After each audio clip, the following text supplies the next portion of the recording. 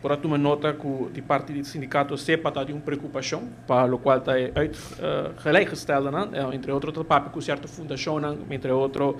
Casa Cuna, Wetgele Kruis, Saba e Melderhof, não também supose gosta de pelo qual de acordo de indexarem, mas não toma que toca copiar opta para output subsídio e que está praticamente legando na fode e tema aqui. Ora, compreender que a discussão também sigue como nessa mira e discussão aqui de quanto fundação é não se pode dizer não te cai de acordo. Nós estamos em conferência de prensa aqui na junto com o sindicato, nós sabemos falta sim que dentro, nós vamos para aí fosse ora que na acaba para entrevistar, né? Pero bueno, está aqui dentro. Está na Holanda.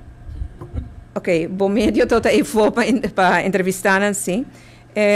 Para o que se trata, SEPA manda-nos uma carta, ela manda uma carta ao Ministro de Finanças e Ministro de Justiça e Assuntos Social e maneira como a palavra que SEPA e carta está agora tratar assim que dois ministros não estão todos no exterior agora aqui